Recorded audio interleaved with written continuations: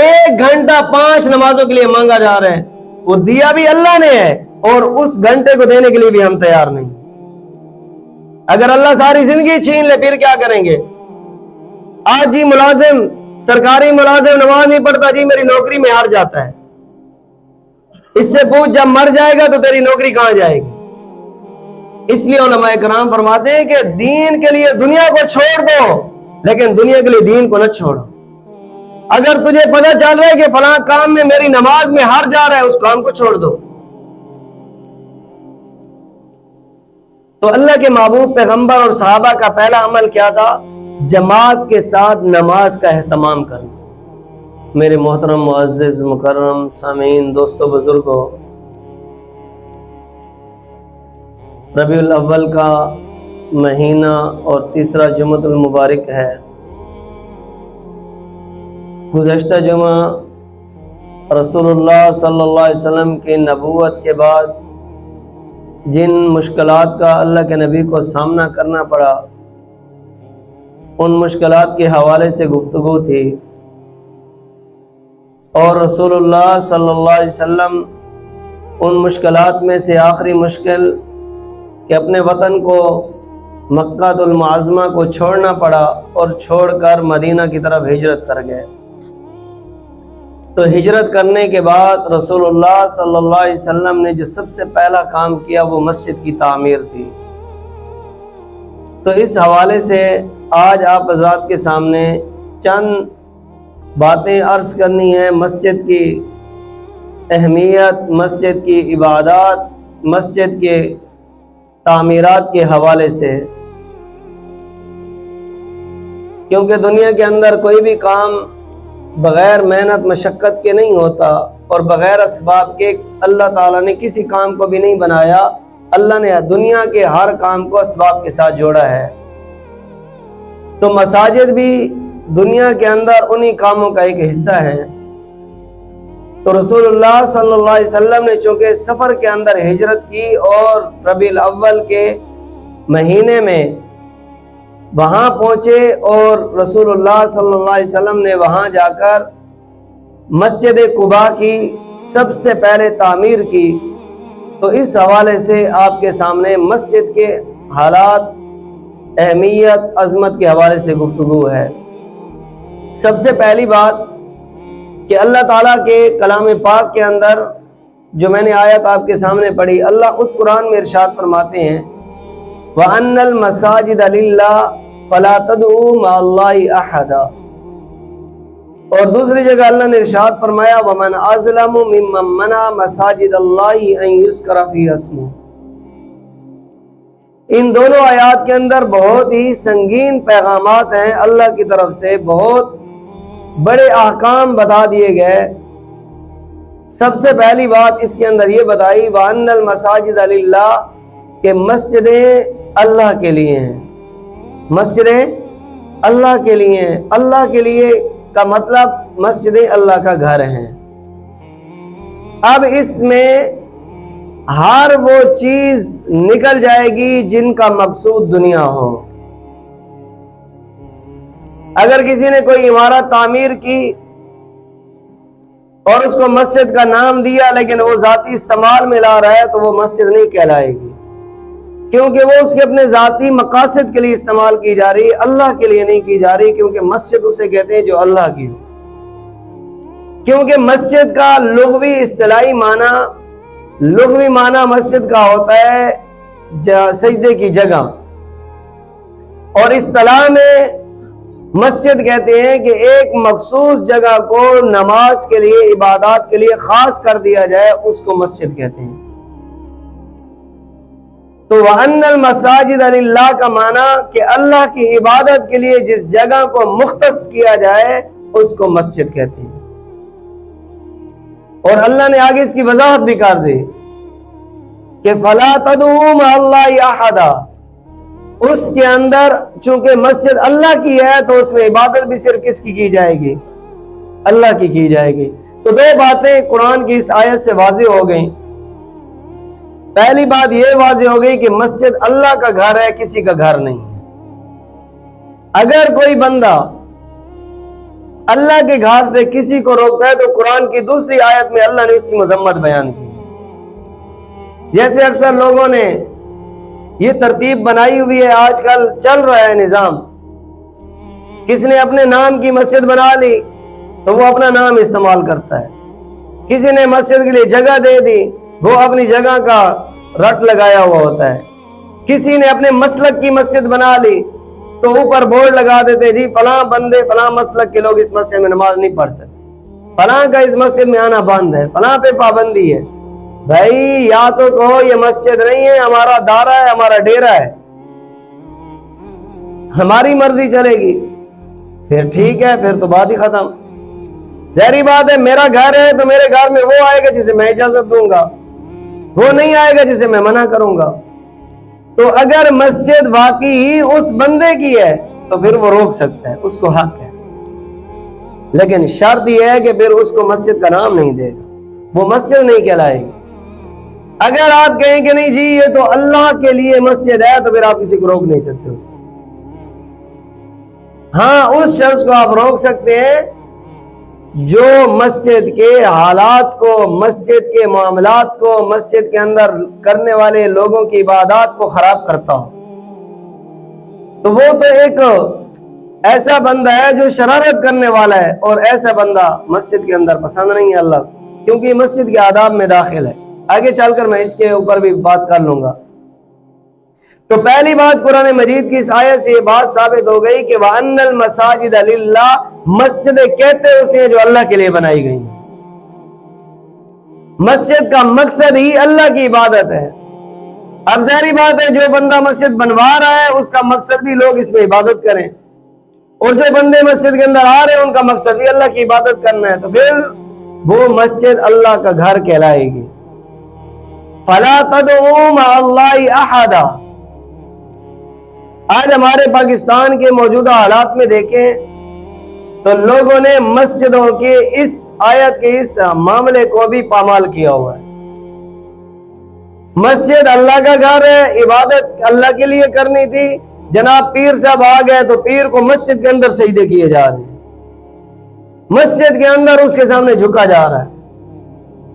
تو پھر اللہ نے خود جب فرما دیا فَلَا تَدْعُوا مَعَ اللَّهِ أَحَدًا، میرے علاوہ کسی کو نہیں پکارنا، مطلب میرے علاوہ کسی کی عبادت نہیں کرنی، میرے علاوہ کسی کو سجدہ نہیں کرنا، میرے علاوہ کسی کے سامنے نہیں جھکنا، تو پھر اس کا مطلب وہ مسجد نہیں ہے، وہ پیر گڑھ ہے. اس کے اندر کرنے والی عبادت کو وہ ثواب پھر نہیں ملے گا، کیونکہ مسجد جہاں پہ اللہ کی عبادت کی جائے، مسجد جو اللہ کے لیے بنائی جائے. تو اس میں دو باتیں واضح ہو گئیں. ایک، مسجد اللہ کے لیے بنائی جاتی ہے، دوسرا مسجد میں اللہ کی عبادت کی جاتی ہے. اب دوسری آیت میں اللہ نے کیا فرمایا وَمَنْ أَظْلَمُ مِمَّنْ مَنَعَ مَسَاجِدَ اللَّهِ. اس سے بڑا ظالم کون ہو سکتا ہے جو اللہ کے گھر سے کسی کو روکے. بھئی ایک بندہ نماز پڑھنے آیا اور نہیں جی تو اس مسجد کی نماز نہیں پڑھ سکتا. کیوں بھائی؟ مسجد ہے تو کوئی بھی نہیں روک سکتا. ہاں تیرا دارہ ہے تو پھر تیری مرضی تو روک سکتا ہے، پھر مسجد کا نام نہیں استعمال کر سکتا. اللہ نے خود فرمایا اس سے بڑا ظالم کون ہوگا جو اللہ کے گھر سے لوگوں کو روکے اس وجہ سے کہ وہ اللہ کا ذکر کرتے ہیں. اس سے بڑا ظالم اللہ کے ہاں کوئی نہیں. اور یاد رکھیں علماء کرام فرماتے ہیں کہ 3 لوگ جب تک دنیا کے اندر اپنی ذلت نہ دیکھ لے اللہ موت نہیں دیتے. ایک وہ شخص جو والدین کا حقیقت میں واقعی نافرمان ہو، والدین اس کے بھلے کی بات کرے وہ ان کا الٹ کرے. ایسا بندہ جب تک اپنی ذلت دنیا میں نہیں دیکھے گا موت بھی اس پر حرام ہے، موت بھی نہیں آتی.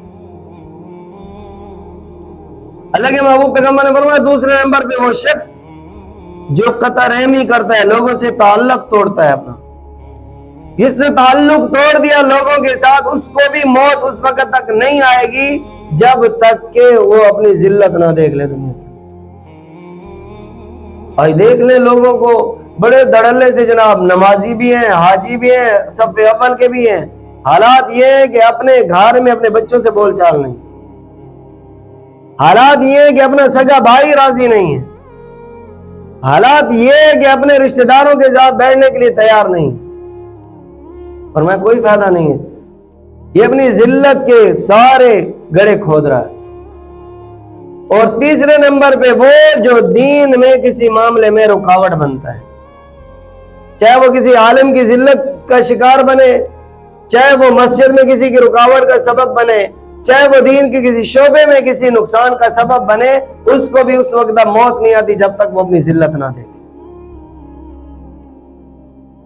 اس کی زندہ مثالیں ابو جہل کو دیکھ لیں، ابو لہب کو دیکھ لیں، کافر تھے لیکن ذلت دنیا میں اللہ نے کیوں دکھائی؟ کافر کا عذاب تو مرنے کے بعد جہنم میں شروع ہونا ہے، دنیا میں اللہ نے کیوں دکھایا؟ اس لیے کہ دین کے معاملے میں انہوں نے رکاوٹ ڈالنے کی ہر قسم کی کوشش کی، اللہ نے ایسی موت دی کہ کائنات کا ہر ذرہ اس کو یاد رکھتا ہے۔ تو میرے بھائی، مسجد اللہ کا گھر ہے، مسجدیں اللہ کے لیے بنائی جاتی ہیں تو عبادت بھی اللہ کی جاتی ہیں، اور مسجد سے کوئی کسی کو روک بھی نہیں سکتا جو بندہ اللہ کی عبادت کے لیے مسجد میں داخل ہو۔ اللہ کے محبوب پیغمبر نے کیا فرمایا؟ حضرت عثمان غنی رضی اللہ عنہ اس کے راوی ہیں، من بنا مسجداً، جس نے مسجد بنائی، یبتغی بہ وجہ اللہ، مقصد مسجد بنانے کا کیا ہے؟ اللہ کو راضی کرنا ہے۔ بن اللہ لہ بیتا فی الجنہ، ادھر مسجد بن رہے، ادھر اللہ جنت میں اس کا گھر بنا رہے۔ اب اس حدیث سے 3 باتیں نکل آتی ہیں۔ پہلی بات یہ ہے کہ انسان مسجد کو تعمیر کرے تو اللہ کی رضا کے لیے کرے، مقصد کیا ہو کہ لوگ عبادت کریں، مجھ سے اللہ راضی ہو جائے۔ اگر یہ مقصد ہے تو یہ بندہ کامیاب ہے۔ دوسری بات اس سے یہ نکلتی ہے کہ اگر اس بندے نے بہت عالی شان مسجد بنا لی لیکن مقصد دکھاوا ہے تو پھر یہ مسجد نہیں ہے، نہ اس کا کچھ ملنے والا ہے، کیونکہ اللہ نے یہاں اللہ کے محبوب پیغمبر نے یبتغی بہ وجہ اللہ کی شرط لگا دی۔ بھئی مسجد کیوں بنا رہا ہے؟ اللہ کو راضی کرنا، اللہ کی رضا تلاش کرنی ہے۔ بن اللہ لہ بیتا فی الجنہ، پھر یاد رکھیں جنت میں اللہ گھر بھی بنائیں گے تیرے اس بدلے۔ تیسری بات علماء کرام یہ فرماتے ہیں کہ اکثر لوگ کہتے ہیں کہ جی حدیث کے اندر تو آیا ہے کہ جو مسجد تعمیر کرے گا، ایک بندے کی اتنی وسعت ہی نہیں ہے کہ وہ پوری مسجد بنا ہی نہیں سکتا۔ فرمایا نہیں، مسجد کی تعمیر میں اپنا حصہ ڈالے، چاہے 1 اینٹ ہی کیوں نہ ہو، 1 روپیہ ہی کیوں نہ ہو۔ اکثر لوگوں کو دیکھا بڑی عالی شان مسجد بنا لیتے ہیں، سارا پیسہ خود لگاتے ہیں، اللہ تعالیٰ خوش رکھے۔ کئی ایسے ہوتے ہیں کہ جو پورا پیسہ نہیں دے سکتے، آدھے پیسے دے دیتے ہیں۔ کئی لوگ ایسے ہوتے ہیں جن کے پاس تھوڑی سی جمع پونجی 1000 2000 500 روپیہ 100 جو ہوتا ہے دے دیتے ہیں، بھئی خالی نہ جائیں۔ اور کئی لوگ ایسے ہوتے ہیں کہ جو کہتے ہیں جی پیسے تو نہیں ہیں، ہاں دہاڑی کرنے کے لیے ہم تیار ہیں۔ تو آپ کا کیا خیال ہے؟ ان کا حصہ نہیں ہے اس کے اندر؟ وہ ایک مسجد بن رہی تھی تو ایک بڑھیا عورت نے بھی اپنے دل میں خواہش کی کہ میں بھی اس میں اپنا حصہ ڈالوں۔ اب جب حصہ ڈالنے کی بات آئی تو روپیہ 1 بھی نہیں نکلا۔ اب کیا کروں؟ اب دل میں ایک بات کا تہیہ کر لیا کہ جب لوگ سارے سو گئے، رات کو اٹھی، مسجد کے دروازے پہ گئی، وہاں مسجد کی جو آئی ہوئی اینٹیں تھی ان میں سے 1 اینٹ اٹھائی اور اس کی دیوار پہ رکھ دیا، اللہ میرے پاس اتنی ہی طاقت ہے، میرے پاس اتنی وسعت ہے کہ وہیں کی اینٹ اٹھائی اور مسجد کی دیوار پہ رکھ دی، میں اتنا کر سکتی ہوں۔ فرمایا سوئی تو خواب میں اللہ نے جنت میں گھر دکھا دی کہ یہ جنت میں تیرا گھر ہے۔ اب یہاں 2 باتیں حدیث کی اس دوسرے حصے سے واضح ہو جاتی ہیں۔ ایک یہ کہ جو جتنا بھی حصہ ڈالے گا جنت میں گھر اس کا پکا ہے، اور ظاہری بات ہے جنت میں گھر اسی کا ہی ہوگا جو جنت میں جائے گا۔ تو مسجد بنانے والے کے لیے دو باتیں اس حدیث سے ثابت ہو جاتی ہیں۔ ایک یہ کہ جو مسجد کے ساتھ تعاون کرتا ہے جنت میں گھر بھی ملے گا اور جنت میں جائے گا بھی ضرور۔ اب ایک ہمارے ہاں جیسے سوسائٹیاں چلتی ہیں، جی فلاں شہر کے اندر ایک ٹاؤن بن رہا ہے، وہاں پہ پلاٹس ہیں قسطوں سے، یہ فلاں۔ اب ظاہری بات ہے ایک بندے نے پلاٹ لیا ہے، اس کے نام کا پلاٹ الاٹ ہو چکا ہے، تو ظاہری بات ہے وہ اس میں داخل ہوگا تو پلاٹ اس کے نام کا ہے۔ ایسے کیسے ہو سکتا ہے؟ تیرا میرا تو نہیں ہو سکتا۔ تو جنت کا داخلہ پکا ہوا تبھی جنت میں گھر بھی بن گیا۔ رسول اللہ صلی اللہ علیہ وسلم نے مسجد قباء ہجرت مدینہ کے اندر سب سے پہلا جو کام کیا وہ مسجد قباء کو تعمیر کیا۔ یہاں ایک بات مسئلے کی بتاؤں آپ کو، ہمارے لوگوں میں بڑی عجیب سی ہلچل مچی ہوئی ہے۔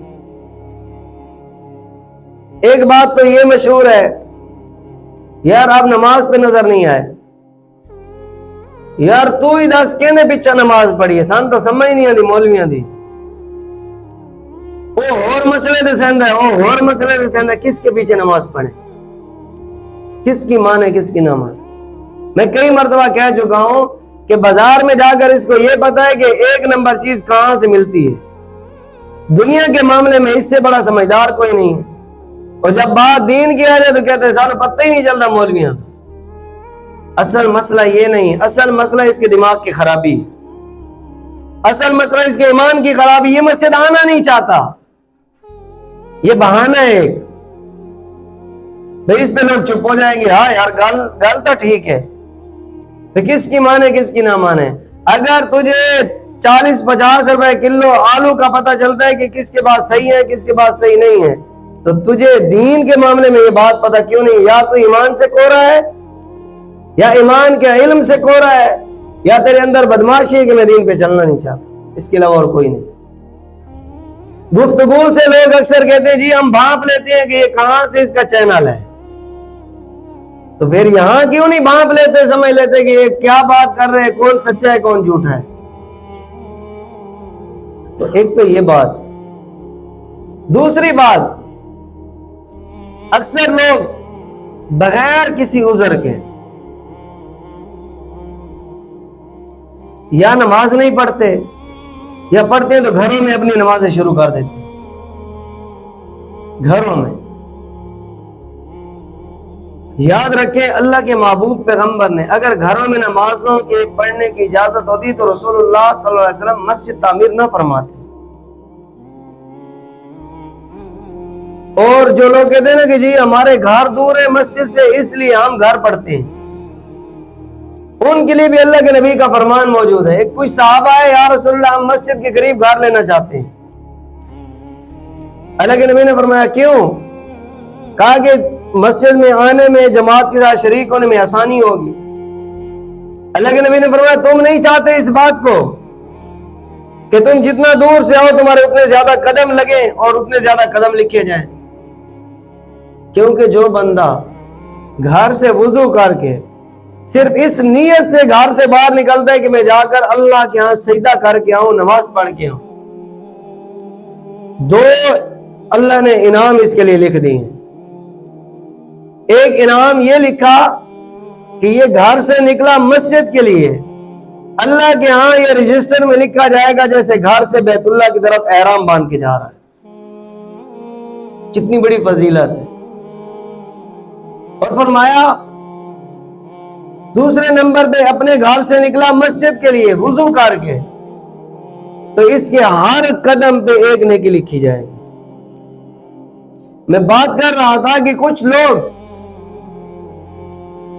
اپنی مساجد کو چھوڑ دیتے ہیں، نماز نہیں پڑھتے، بہانہ کیا کرتے جی کہنے پیچھے پڑیے۔ یاد رکھیں بغیر کسی عذر کے اپنی مسجد کو چھوڑ کے نماز نہ پڑھنا بھی جرم، اپنے گھر میں پڑھنا بھی جرم، اور اپنی مسجد کو چھوڑ کے دوسرے محلے میں جا کے نماز پڑھنا یہ بھی جرم ہے۔ اب آپ کے ذہن میں سوال آئے گا، بھائی پڑھنے تو نماز جا رہے، جرم کیسے ہوا؟ میرا آپ سے سوال ہے، جواب آپ نے دینا ہے۔ ایک بندہ اس مسجد کو چھوڑ کے ساتھ والی مسجد میں جا کے نماز پڑھتا ہے اسی محلے کا، سوال اٹھتا ہے کہ کیا یہ اللہ کا گھر نہیں ہے؟ کیا اس میں ثواب زیادہ ہے جو میں بات آپ کو کرنے جا رہا ہوں، یا اس میں ثواب زیادہ ہے یہاں ثواب کم ہے؟ پھر تو بات ہے۔ یا یہاں جماعت نہیں ہوتی وہاں جماعت ہوتی ہے، جماعت کی نماز پڑھتا ہے، پھر تو بات ہے۔ کیونکہ اکیلے نماز پڑھنا ایک نماز کا ثواب ہے، جامعہ مسجد میں نماز پڑھے گا 27 نمازوں کا ثواب ہے، جماعت کے ساتھ نماز پڑھے گا تو۔ اب یہاں پہ یہ بات واضح سن لیں آپ لوگ کہ اللہ کے دین میں صرف 3 مسجدوں کو ایک برتری اور مقام حاصل ہے، اس کے علاوہ کائنات کے کسی حصے میں بھی مسجد ہو ان کا مقام ایک برابر ہے سب کا۔ پہلے نمبر پہ بیت اللہ کا، مکہ مکرمہ میں جو بندہ بیت اللہ کے اندر اللہ کے گھر میں نماز جماعت سے پڑھتا ہے اس کو 1,00,000 ایک نماز پہ 1,00,000 کا ثواب ملتا ہے۔ پڑھی ایک نماز لکھی کتنی جائے گی؟ کتنی لکھی جائے گی؟ 1,00,000۔ کتنی؟ ایک نماز 1,00,000 کے برابر لکھی جائے گی۔ مسجد نبوی کے اندر جماعت سے نماز پڑھتے ہیں اللہ کے محبوب پیغمبر کے روضے کے پاس، مدینہ کے اندر مسجد نبوی میں نماز پڑھے گا تو ایک نماز جماعت سے پڑھے گا، کھاتے میں 50,000 لکھی جائیں گی۔ کتنی نمازیں؟ 50,000۔ پڑھی ایک نماز ہے، ثواب کتنا لکھا جائے گا؟ 50۔ گویا کہ اس نے 50,000 نمازیں پڑھی۔ تیسرے نمبر پہ بیت المقدس مسجد اقصی، نماز ایک پڑھے گا 500 نمازوں کا ثواب ملے گا اس کو۔ اس کے علاوہ کسی مسجد کو کسی مسجد پر کوئی فوقیت حاصل نہیں، اللہ کے ہاں سب کا مقام مرتبہ کیا ہے؟ برابر ہے۔ چاہے کوئی بلال مسجد میں پڑھے، چاہے کوئی عثمانیہ مسجد میں پڑھے، چاہے کوئی صدیق اکبر میں پڑھے، کوئی لاہور میں پڑھے، جہاں بھی جائے۔ یہ میں آپ کو کیوں بتا رہا ہوں؟ اس لیے کہ کچھ لوگوں کے اندر یہ فطور ہوتا ہے، ایک جہلیت کی ایک رسم بنائی ہوئی ہوتی ہے، یہ رمضان میں بھی لوگ کرتے ہیں، اپنی مسجد میں اعتکاف نہیں بیٹھنا، اور جی میں تو پیروں کو بن کے بھیرے بن کے اعتکاف کرنا۔ ہاں، اگر آپ کی مسجد میں کوئی اعتکاف بیٹھا ہے اور پھر آپ کسی بزرگ کی تربیت میں جا کر اعتکاف کرتے ہیں کہ وہاں درس ہوتا ہے، درس حدیث ہوتا ہے، درس قرآن ہوتا ہے، بیانات ہوتے ہیں، تو فائدہ ہوتا ہے۔ اپنی مسجد میں بیٹھنے والا کوئی موجود ہے تو پھر آپ جائیں، لیکن مسجد کا ثواب، اعتکاف کا ثواب وہی ملے گا جو یہاں ملے گا۔ اور نماز کا بھی یہی معاملہ ہے۔ اور کچھ لوگ اپنی مسجدوں کو ویران کر دیتے ہیں، دوسری مسجدوں کو آباد کرنے کے لیے چلے جاتے ہیں۔ یاد رکھیں، یہاں 2 باتیں یاد رکھیں۔ پہلی بات کہ اگر کوئی بندہ بغیر کسی شرعی عذر کے مسجد میں نہیں آتا، نماز پڑھتا ہے مسجد میں نہیں پڑھتا، کہاں پڑھتا ہے؟ اپنے گھر میں پڑھتا ہے۔ اللہ کے نبی نے ارشاد فرمایا کہ جو بندہ مسجد میں نماز بغیر کسی عذر کے نہیں پڑھتا یا گھروں میں پڑھتا ہے بغیر کسی شرعی عذر کے، عذر سے کیا مراد ہے؟ فرمایا 3 باتوں میں سے ایک بات موجود ہو، اس بندے کو اجازت ہے کہ یہ گھر میں نماز پڑھ سکتا ہے۔ پہلا عذر کہ ایسا دشمن دروازے پہ بیٹھا ہو جانور کی شکل میں، انسان کی شکل میں، کہ یہ نکلے گا وہ لپک پڑے گا اور اس کو ختم کر دے گا، اس کی جان کو خطرہ ہے، ہلاکت کا ڈر ہے کہ دشمن بندوق تان کے بیٹھا ہے، میں جو ہی باہر نکلوں گا مار ڈالے گا۔ اس کو اجازت ہے کہ یہ گھر میں نماز پڑھ سکتے، یہ بھی تب تک جب تک یہ دشمنی کا معاملہ ہو۔ دوسرے نمبر پہ وہ شخص کہ جس کو ایسی مرض لائق ہو کہ وہ مسجد نماز پڑھنے پر آنے پر نماز پڑھنے پر قدرت نہ رکھتا ہو، تو اس بندے کو اجازت ہے کہ وہ گھر میں پڑھے۔ یہ بات سمجھنا، میری بڑی گہرائی کی بات میں بتانے لگا ہوں آپ کو۔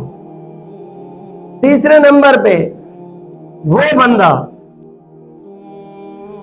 کہ جس کے گھر کے اور مسجد کے درمیان راستے میں اتنا کیچڑ، اتنی گندگی ہو کہ اگر وہ گھر سے مسجد آتا ہے تو اس کے کپڑے اور جسم ناپاک ہو جائے گا، اور پکا یقین ہے اور کوئی چارہ کار اور کوئی راستہ ہی نہیں ہے، تو اس کو اجازت ہے کہ یہ اپنی نماز گھر میں پڑھے۔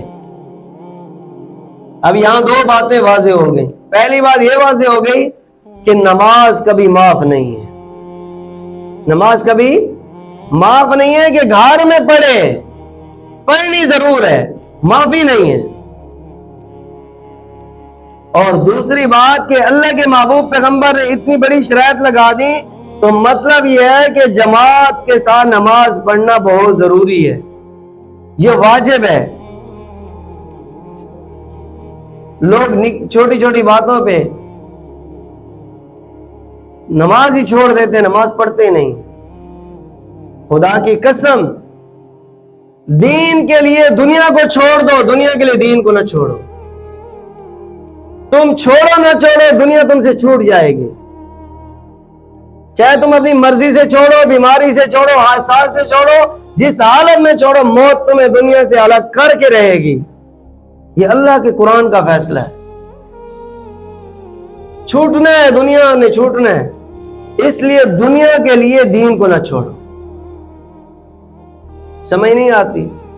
کئیوں کو ملے بھائی نماز پہ ہیں، بھائی عید پہ آئیں گے، ان کی زندگی میں عید نہیں آئی۔ کئیوں کو کہا نماز پہ آؤ، جی جمعے سے شروع کریں گے، ان کی زندگی میں جمعہ نہیں آیا۔ کئیوں کو کہا نماز پہ آؤ، کل سے شروع کروں گا، ان کی زندگی کا کل کا سورج طلوع نہیں ہوا۔ کئیوں کو کہا نماز پڑھو، جی اگلی نماز پہ آئیں گے، اگلی نماز نہیں آئی ان کی زندگی۔ یقین نہیں آتا تو قبرستان میں جاؤ، کئی ایسے لوگ مدفون ہیں جنہوں نے زندگی میں قدم نہیں رکھا مسجد کے اندر، آج وہ بھی منہ کا مٹی کا لقمہ بن کے پڑے ہوئے ہیں۔ اب آپ کے اور میرے ذہن میں یہ بات آتی ہے، بس ٹھیک ہے جی، مر گیا جی، فاتحہ پڑھنے تھے جی، معافی ہو گئی۔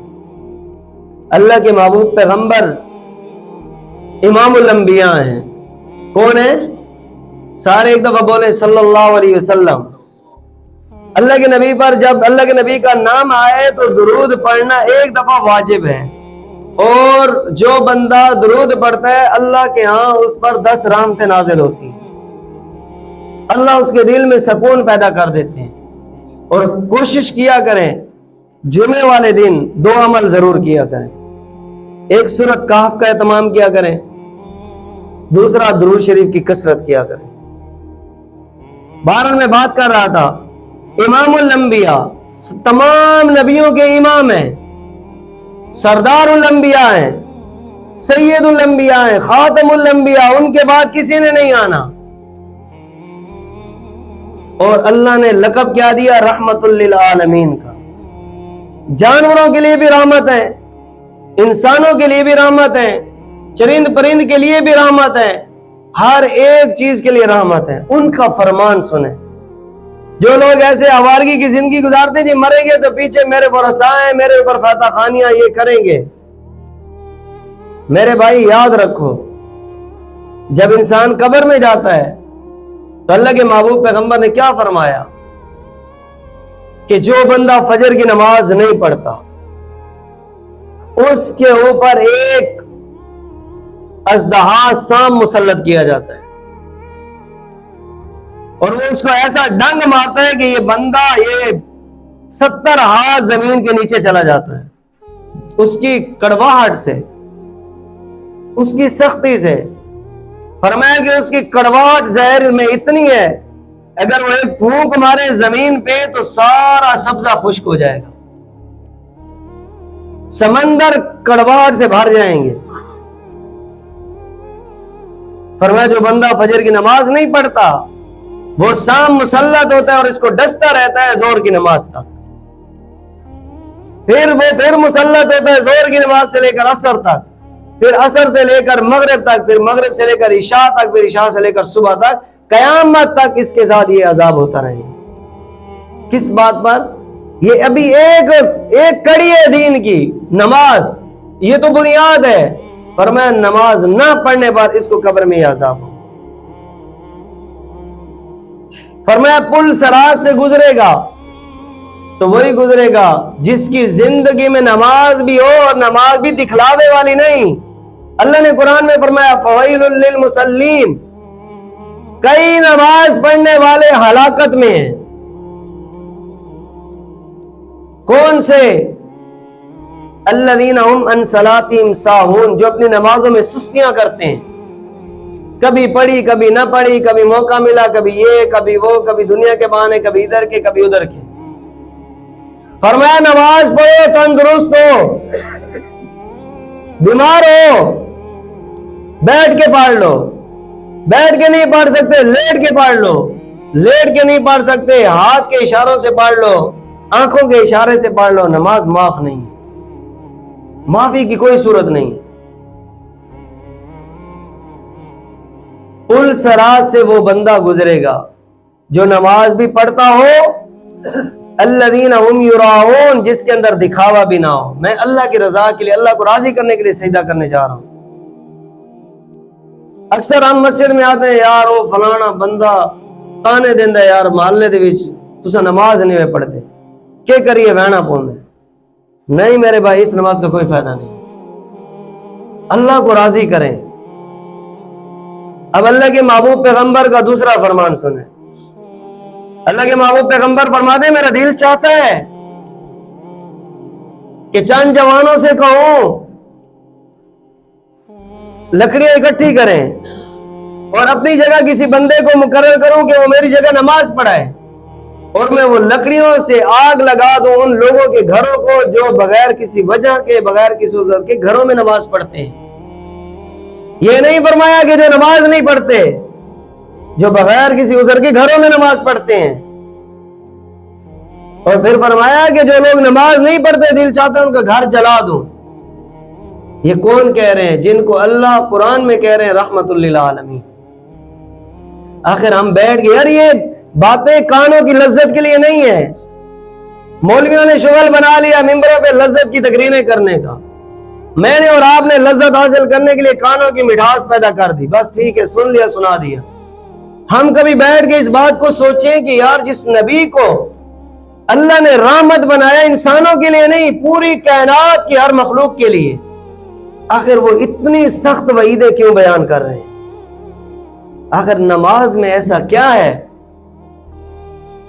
علماء کرام فرماتے ہیں یہ مسجدیں اللہ کے محبوب پیغمبر اور صحابہ کرام کا جو اجتماعی عمل تھا وہ 5 عمل تھے جس سے نہ اللہ کے نبی پیچھے ہٹتے تھے نہ صحابہ پیچھے ہٹتے تھے۔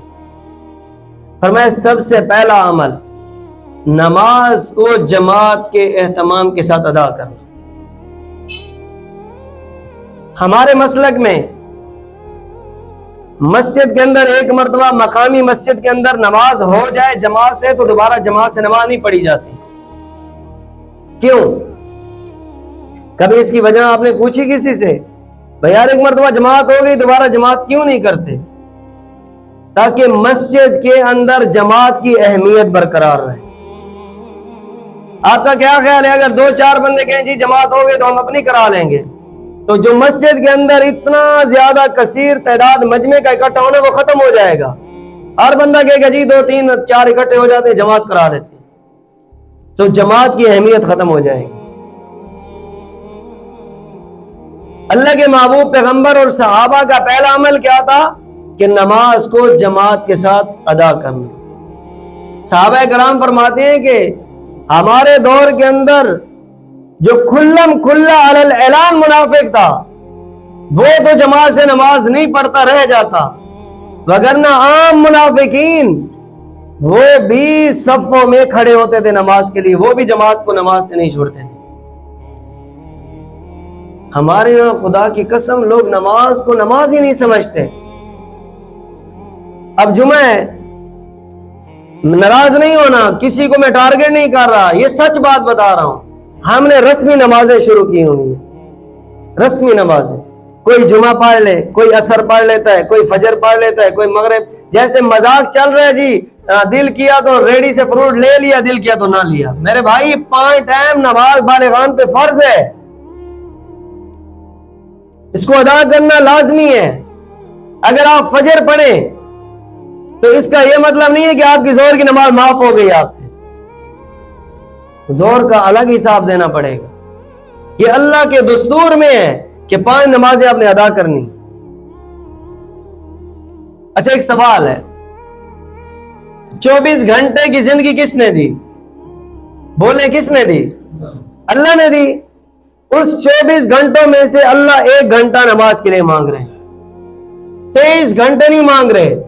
23 گھنٹے اپنے کام کرو، اپنی نیند پوری کرو، اپنے کاروبار کرو، سارا نظام درست کرو. ہاں، رسول اللہ صلی اللہ علیہ وسلم کے طریقے کے مطابق اپنی زندگی گزارو. 1 گھنٹہ 5 نمازوں کے لیے مانگا جا رہا ہے. وہ دیا بھی اللہ نے ہے، اور اس گھنٹے کو دینے کے لیے بھی ہم تیار نہیں. اگر اللہ ساری زندگی چھین لے پھر کیا کریں گے؟ آج جی ملازم، سرکاری ملازم نماز نہیں پڑھتا، جی میری نوکری میں ہار جاتا ہے. اس سے پوچھ جب مر جائے گا تو تیری نوکری کہاں جائے گی؟ اس لیے علماء کرام فرماتے ہیں کہ دین کے لیے دنیا کو چھوڑ دو، لیکن دنیا کے لیے دین کو نہ چھوڑو. اگر تجھے پتہ چل رہا ہے کہ فلاں کام میں میری نماز میں ہار جا رہا ہے، اس کام کو چھوڑ دو. تو اللہ کے محبوب پیغمبر اور صحابہ کا پہلا عمل کیا تھا؟ جماعت کے ساتھ نماز کا اہتمام کرنا. دوسرا عمل مسجد کو آباد رکھنا. مسجد کو آباد رکھنا. فرمایا مومن اور منافق کی پہچان کرنی ہے، بڑی آسان ہے، مشکل نہیں ہے. اللہ کے نبی نے نشانیاں بھی بتائیں مومن کی، منافق کی. اور سب سے بڑی پہچان کیا ہے؟ فرمایا المؤمن فی المسجد کالسمک فی الماء. مومن ایسے ہے مسجد میں جیسے مچھلی پانی میں ہوتی. آپ مچھلی کو پکڑنے کی کوشش کریں، آپ کو نظر ہی نہیں آئے گی، پانی میں ایسے دوڑتی بھاگتی ہے. تھوڑی دیر پانی سے باہر نکالیں تڑپے گی، مزہ نہیں آئے گا اس کو، کیونکہ آپ نے اس کی زندگی کا سرور چھین لیا، وہ تو پانی میں رہنا چاہتی. فرمایا مومن کا دل باغ باغ ہوتا ہے مسجد کے اندر، جب تک وہ مسجد میں رہتا ہے خوش ہوتا ہے. والمنافق فی المسجد کالطیر فی القفص. منافق مسجد میں ایسے ہوتا ہے جیسے پرندے کو پنجرے میں بند کر دیا جائے. یار کب جان چھوٹے میں نکلوں بھاگوں. غلطی سے 4-5 منٹ اگر پہلے ہم مسجد میں آ بھی جائیں تو دنیا کی باتیں شروع کر دیتے ہیں، اللہ کی عبادت نہیں کرتے. اول تو ہمیں جو نماز کا ٹائم ہو، تلاوت کا ٹائم ہو، ذکر اذکار کا ٹائم ہو وہ کریں. نہیں کر سکتے تو ہمیں خاموش بیٹھنا چاہیے، نماز کا انتظار کرنا چاہیے. نماز کا ٹائم 3 منٹ رہتے ہو تو ہم سے پاس نہیں ہوتے مسجد کے اندر، یار ابھی 3 منٹ رہتے ہیں، چلو اس سے کوئی دنیا کے حال احوال لے لیتا ہوں. لعنت فرمائی ہے اللہ نے ایسے شخص پر جو مسجد میں دنیا کی باتیں کرتا ہے. تو دوسرا عمل کیا ہے؟ صحابہ اور اللہ کے محبوب پیغمبر کا مسجدوں کو آباد کرنا. فرمایا مسجد کو آباد کرنے والے کے لیے ایک انعام سنیں. قیامت والے دن سورج سوا نیزہ انسان کے سر پہ آئے گا. آج کتنے میلوں دور ہے اور گرمیوں میں تپش، پاؤں زمین پہ نہیں رکھ سکتے، اور اس وقت تانبے کی زمین ہوگی، ننگے پاؤں ننگا جسم کھڑا ہوگا، سوا نیزے پہ سورج آئے گا. فرمایا ایک بندے کو اٹھا کے عرش کے سائے کے نیچے کھڑا کر دیا جائے. 7 قسم کے لوگ اللہ کے عرش کے سائے کے نیچے سایہ حاصل کریں گے.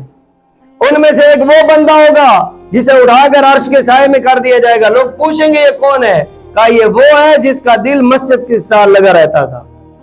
جو ہر وقت مسجد کی آبادی میں لگا رہتا تھا، جو ہر وقت مسجد کو آباد کرنے میں لگا رہتا تھا، جب باہر نکلتا تو دل تڑپتا تھا، مسجد میں آتا تو سکون پاتا تھا۔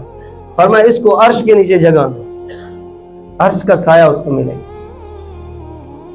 تو میرے بھائی یہ کوئی چھوٹی بات نہیں ہے، اس لیے مسجدوں کو آباد کریں۔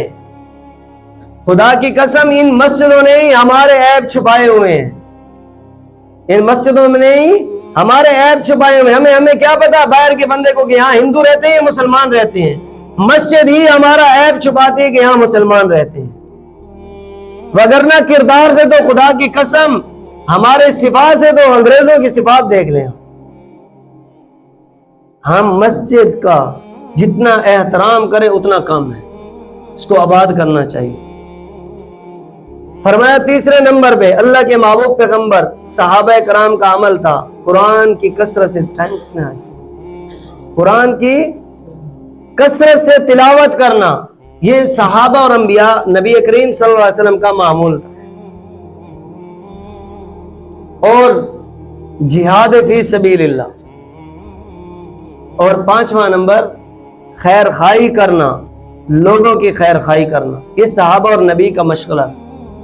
تو اس لیے میرے بھائی باتیں تو بہت تھی کرنے کی، لیکن عقل والے کے لیے اللہ کے محبوب پیغمبر کا ایک فرمان ہی کافی ہے۔ اس لیے اگر زندگی میں برکتیں چاہتے ہیں، بس یہ آخری بات مکمل کرتا ہوں، اگر زندگی میں برکتیں چاہتے ہیں، خدا کی قسم زندگی میں سکون چاہتے ہیں، کہیں بھی سکون نہیں، آپ نماز کو اللہ کی رضا سمجھ کے دھیان کے ساتھ اپنی نماز کو درست کر کے پڑھ کے دیکھیں، آپ کو سکون نہ ملے تو اللہ کا قرآن ایک طرف، اللہ کے نبی کا فرمان ایک طرف، میرا آ کے گریبان پکڑ لینا، اگر آپ کی زندگی میں سکون نہ آئے۔ اور کوئی بندہ اگر کسی مشکل مسئلے کے اندر پھنسا ہوا ہے، وہ مسجد کی صفائی شروع کر دے، اللہ اس کے معاملات میں صفائی کرنا شروع کر دے، اس کا معاملہ آسان ہو جائے گا۔ اللہ تعالیٰ سے دعا ہے کہ اللہ تعالیٰ ہم سب کو دین کے اوپر کاربند رہنے کی توفیق عطا فرمائے۔